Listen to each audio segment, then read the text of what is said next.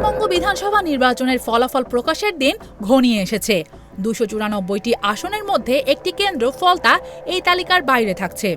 যেখানে অন্যান্য ২৯৩টি আসনের ফল ৪ মে ঘোষণা করা হবে, সেখানে ফলতা কেন্দ্রের ভোট গ্রহণ প্রক্রিয়া এখনও সম্পূর্ণ হয়নি। এর পেছনে রয়েছে গুরুতর অনিয়ম, সহিংসতা এবং নির্বাচনী প্রক্রিয়া নিয়ে ওঠা একাধিক অভিযোগ। নির্বাচন কমিশন বলছে, ফলতা বিধানসভা কেন্দ্রে ২৯ এপ্রিলের ভোট গ্রহণ চলাকালীন বেশ কিছু গুরুতর অভিযোগ সামনে আসে।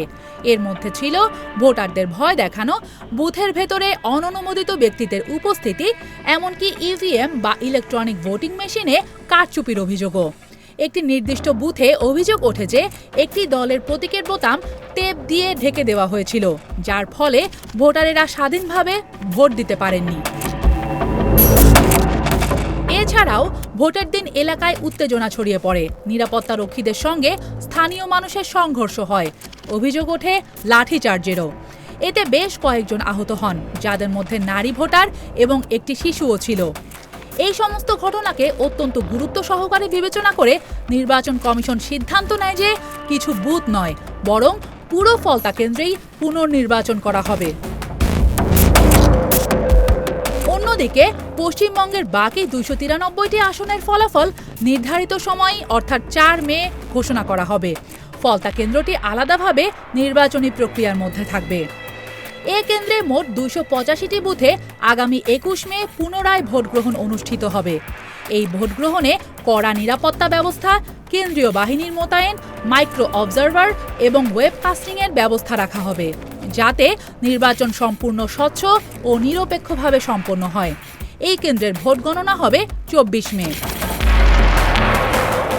রাজনৈতিক মহলেও এই ঘটনাকে ঘিরে শুরু হয়েছে নানা আলোচনা সমালোচনা। একদিকে বিরোধী দলগুলি এই পুনর্নির্বাচনের সিদ্ধান্তকে গণতন্ত্রের জয় হিসেবে দেখছে, অন্যদিকে শাসক দল এই অভিযোগগুলিকে রাজনৈতিক উদ্দেশ্য প্রণোদিত বলে দাবি করছে। ফলতা কেন্দ্র এখন শুধু একটি নির্বাচনী আসন নয়, বরং তা পরিণত হয়েছে গণতান্ত্রিক প্রক্রিয়ার স্বচ্ছতা এবং বিশ্বাসযোগ্যতার এক বড় পরীক্ষায়।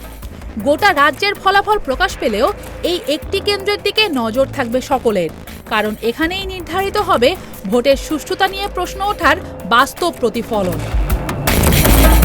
ফলতা কেন্দ্রের এই পুনর্নির্বাচন প্রমাণ করে যে গণতান্ত্রিক প্রক্রিয়াকে সুরক্ষিত রাখতে নির্বাচন কমিশন কঠোর পদক্ষেপ নিতে প্রস্তুত। এখন দেখার বিষয় ২১ মের পুনর্নির্বাচন কতটা শান্তিপূর্ণভাবে সম্পন্ন হয় এবং ২৪ মে ফল ঘোষণার মাধ্যমে এই বিতর্কের অবসান ঘটে কিনা। ফলতা একটি আসন, কিন্তু এটিকে ঘিরে প্রশ্ন অনেক। গণতন্ত্রের মঞ্চে এখন সবার চোখ এই এক কেন্দ্রেই। এ নিয়ে আপনার কি মতামত আমাদেরকে কমেন্টে জানান।